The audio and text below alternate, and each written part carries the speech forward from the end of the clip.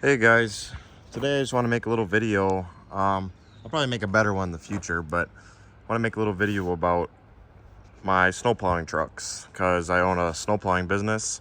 Currently, we only have just over a dozen contracts, and it's just myself, and I occasionally hire just for someone or a buddy to shovel because it makes things go faster when you got somebody there to hop out and shovel or snow plow for you while you're plowing the driveway. So I kind of wanted to see, and if anybody ever is looking to get into the business, I just wanted to kind of, after my first year just finished up, I kind of want to give some advice of what I think you need and what you don't need for starting out plowing. Now, I got 3 trucks with plow mounts on them. This is a 98 Chevy 1500, and this is as well. And then this is a 95 F350. These both have the 5.7 Vortex in them, and this has a 7.3 Power Stroke. All 3 are 4-wheel drive, which is kind of a must with plowing. You can, if you get a bigger, heavier truck like the 450s, 550s, you can get away with 2-wheel drive. Maybe even this truck you could, but I would recommend 4-wheel drive. This is a 4-wheel drive. They actually didn't make dually 4-wheel drives with the diesel, but this was a special order truck, so it has it, which is pretty cool. So the 3 plows I have a Meyer and 2 Westerns. Now, this is the plow I use the most, and it's probably the second nicest one. This is the nicest plow. It is a Western, unimount. It's the whole assembly. It's hardest to take off just because how heavy it is, but it's not really a hard plow to take off. It just takes a little bit of effort. So this plow I have never actually used. It's for my green truck, but I never actually got to use that truck this year because I didn't buy the mount for it yet, or the controller. I put the mount on the truck, wired it all up, and I got the plow. It did not come with a controller. I bought the plow and the mount for $300, and that's a $900 truck I put it on. So I'm kind of working on a budget here. And then this is a Meyer. This is the one I use on my blue truck. This is the one I use the most. They're just 2 light duty plows, and that's about all you need for residential. I don't really know a whole ton about these plows just because I've never been taught. All I did was I went out and bought plows and just started plowing, and I've learned as I went. I don't have shoes on any of them. I mean, this cutting edge is probably past its due, but it's working for now. I also have 3 salters. I have 2 Boss salters, and then I have a Western salter. This Western salter came with the Ford I bought, and then those 2 Boss salters I bought separately. I have a controller in my green truck for this Boss salter here, and there's a controller in the black truck for this one. Except my plow contracts don't have salt. So I kind of have a bunch of money invested in salters because if anybody knows, those aren't cheap. But I've never even really used them except on my own driveway. So that's kind of a bummer, but a lot of residential clients would rather go out and spread their own salt.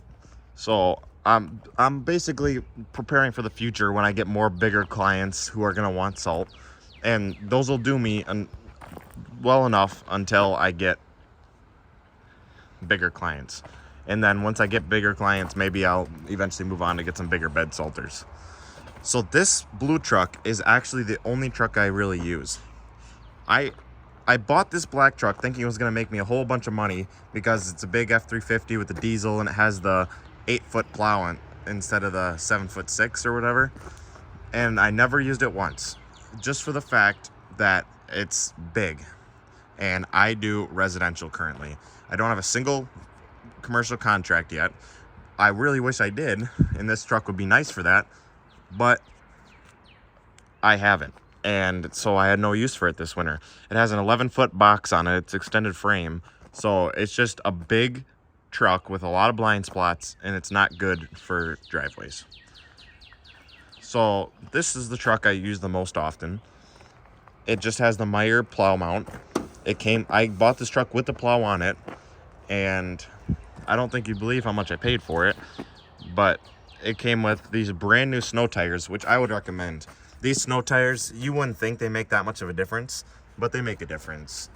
This truck doesn't slide around in the winter, and it's not really a heavy truck, so it's pretty nice. This truck, it has the all-weather tires, which is good too. The all-season tires, they do well. But one thing I recommend is if you're doing residential, this is a very handy thing to have. This is a hydraulic lift gate, and it has just gravity fall. It just comes down on its own, and usually when you're bringing it down, you'd have a snowblower on it, so it comes down a little quicker with the weight. But then it drops all the way down to the ground, and you just push the lever,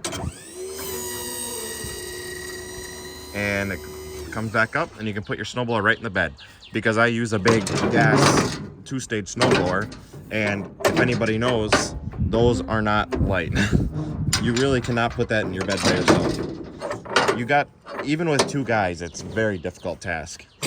So this is a very nice thing to have. It kind of puts a lot of weight in that back end, but it kind of evens out with the plow, so it works out pretty well. These 5th wheel rails in this 1500 is a little weird, but something that makes it kind of handy, and maybe it doesn't have to be 5th wheel rails, you could do something different, but the wheels sit right in front of this rear mount, and then the chute sits in front of the front one. So the snowblower sits in there, and I don't even have to strap it down because those rails keep it in place. Just the way it sits in there, which is actually a really handy thing to have. It's something you wouldn't think about, but it saves time not having to put a strap on the snowblower every time. And it's not like I'm going real far, real fast. Usually when you're snow plowing, you're in a snowstorm, so you're not cruising around town all quick. So I'd recommend if you're gonna drive all crazy and you're gonna go far, you probably should strap it down. But if you're just going around doing your little contracts, you'll probably be fine. Excuse all the stuff I have in here right now. Something nice is you don't really need a toolbox for plowing, but you can keep little odds and ends. Like I got some tools and straps, and over there I got a bunch of zip ties. But something that's handy is I have those batteries in the box. I have 2 deep cell batteries, and all of my hydraulics and lights run off those deep cell batteries. So I can run my lights all night and it will never strain on my battery. So the truck runs and always starts fine because they run off those deep cells, which is just a little idea I had. I just took a strap and put them over it, screwed into the bottom of the box, and I hooked up everything to it. You know, you got to keep little stuff like jumper cables and fire extinguisher, and you got to keep some chains. In case anybody needs help or you need help. I got this truck buried in a snow pile just for the fact that it's a Chevy. It sits low.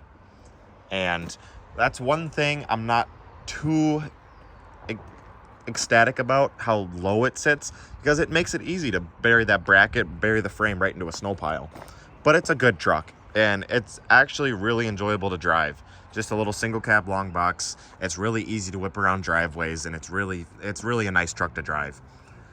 One thing that I was planning on doing is, if you can see on this truck, not really, I put aftermarket U-bolts and lift blocks in the back, and that makes the back end sit a little higher, which is nice. And I have the upgraded torsion keys for the front, so the front would sit higher. I just haven't put it in yet. So a little kit like that, just to beef up the truck a little bit, is kind of a good idea, in my opinion, because it gives you just a little bit more clearance, as long as nothing crazy, so your plow still sits pretty even and everything. You don't want a crazy angle on there, and it just gives you a little bit more room so you don't get buried. I don't have too much of a preference for plows. I haven't had too much of a variety.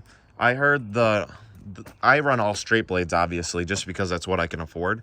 Obviously, I think a V-plow would be nice, but with a V-plow, you need a truck that could handle it.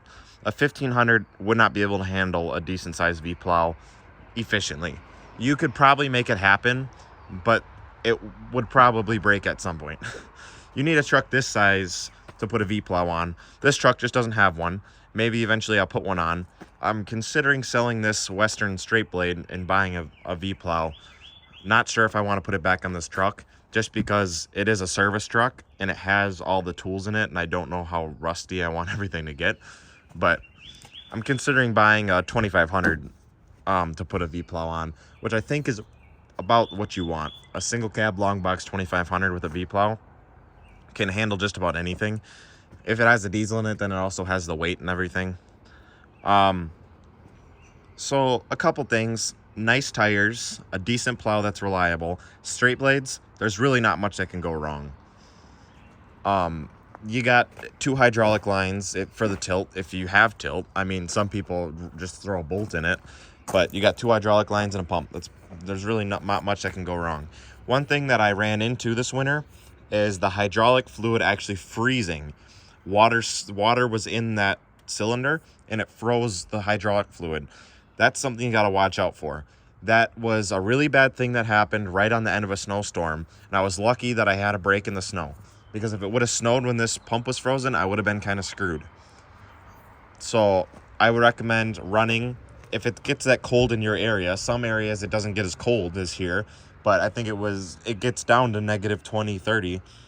I would recommend using the antifreeze hydraulic fluid.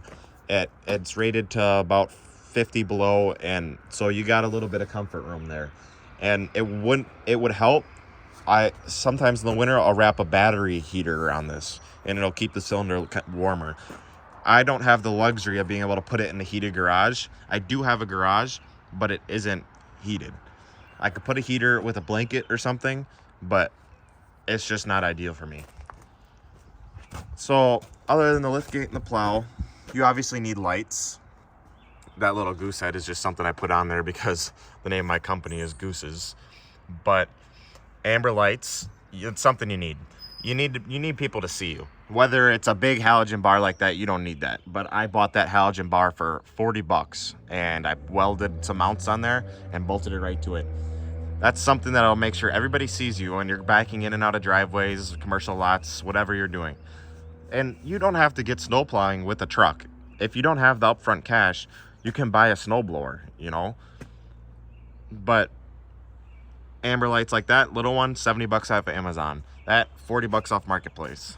It's just helpful. Another thing is these surround lights I put on here. They light up entire way around the truck. So when I'm zipping around driveways at midnight or 2 in the morning or 6 in the morning, whenever, I can see around me. And that's a real biggie, because you don't want to cause damage, because that just loses your profits. Because instead of making money, now you're spending money to fix a garage door or a lamppost, and you don't want that. Another thing is controls. You want your controls to be somewhere that are comfortable. This Meyer, it's the old switches. So this is pretty comfortable for me, because I can put my right hand on the shifter if I need to, and I can put my left hand, I can keep them right here on the controls. You got your tilt, and then you got your raise, and then you got your gravity fall, your float. It's pretty nice. And you got to make sure all your lights work and everything, and make sure the truck is up to date. You really don't want things breaking while you're out, because if breakdowns, every second you're not plowing, you're losing money. A couple creature comforts is a radio is nice. You don't need it. My green truck here, it just has a stock radio, AM, FM. And maybe that's a good thing. Maybe you don't want, if you have employees, maybe you don't want them fiddling around with their Bluetooth. But I think it's something nice it keeps people awake. They get to listen to what they want to. It makes it a little more enjoyable for them. If whatever makes your employee like their job, I think that's a good thing. So a little bit of creature comfort. I mean, just as long as the truck has like heat and it's kind of sealed off decent, it's okay. I mean, I put this dash in just for fun. It just makes it look a little cooler, and it's just a nice little truck. But then there's this truck that's completely stock. And all I have in here right now is the Salter controller. This is for that Boss Salter. And this is almost more expensive than the plows nowadays. This controller cost me $400. And that's not cheap. It's not really where you want to be spending your money, but for nice stuff, you kind of have to. But as I said, it was $300 for this whole plow, bracket, pump, and the plow over there.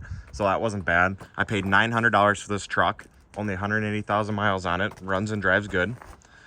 All these trucks start right up. And this proves that you don't need to go out and take out a loan for 30 grand to start a company. Because this truck we pulled out of the woods, sat for many years, starts right up. And what is that? 160. Only has 160,000 miles on it. And that proves that you don't need to spend all the money. One thing is, if you heard that, it is a little loud. This truck is going to the exhaust shop pretty soon because that is a little loud for plowing snow. If you're going to be outside people's houses, throttling it and pushing snow, you don't want your trucks to be loud. You want quiet trucks, which is kind of a struggle for me right now because these old trucks, you know, they like their exhaust to fall off. As well as this truck right now also is getting a little loud. When you start it up, this one only has 183 on it. That one's also a little loud, which is a fixable issue. If you can't do it yourself, which I know exhaust is a little tricky, there's an exhaust shop in your area that'll do it for 20-40 bucks. They'll patch. It's probably just a gasket on your downpipe or a gasket where it meets the muffler, or maybe there's a hole somewhere you need a new muffler. It's not expensive. You can get it done. Probably won't be more than 100 bucks if anything. So that's as far as these trucks. These are good trucks. You don't need a big diesel. You don't need a 3500 to plow, and you don't need a big, 10-foot V plow. You can get started with this. And I made decent money this year with this truck. I only paid $490 for this truck, running, driving with the plow. I bought the liftgate for $300, and that's about as much money as I spent on it. I did a little bit of exhaust work on it and a new alternator. Otherwise, I haven't had to do anything to this truck, and it's made me a lot of money. As well as this truck, I did have to put a little bit of work into it, a new starter and fuel pump, but other than that, I'm going to put some new mirrors on it, and it should be a pretty good plow truck. They're both comfortable to drive. They're nice trucks. They ride pretty decent. This truck, we're lifting it for my girlfriend, and so it's going to get a 6-inch lift. I might use it as a salt truck. It's not the cleanest truck. It has rust, but I live in Wisconsin, so what are you going to do about it? But this is more how you want your truck to sound when you start it for a plow truck. Hear that? You can barely hear it. That's how you want your truck to sound. I'm considering using this as just a salt truck because I don't know if you noticed, but this truck with the liftgate, I had to take the hitch off. So it doesn't have a hitch, so I can't use a tailgate salter. So this truck has a hitch, and this one, I'm considering getting another liftgate for it, but it's a little harder to run a salter if you have a liftgate or if you are wanting a snow blow. So I kind of want to run snow blowers in the bed of these trucks and just have a separate salt truck to applicate on a separate outing.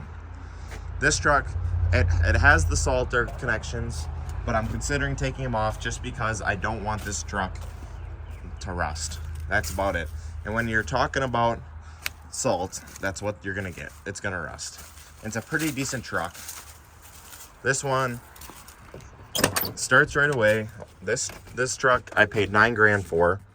It came with a Western Salter. It came with the Western plow. Has 115K on it. It's a good truck. Right now it has a blown brake line, but for an old diesel, it'll last, So you really don't need the prettiest truck. You don't need the newest truck. You need something that'll work for you and make you money and not break down on you. That's what's important. Not old trucks are going to break down on you. So it's about all. I've said my piece. I'll probably come up with an updated video. I'm sure I'll get different trucks, and I'm sure I'll maybe offload one or two, and we'll see how it goes. Next season's going to be better because I've had my experience with my first season now, and I know what to do and what not to do. But thank you for watching, and I'll see you next time.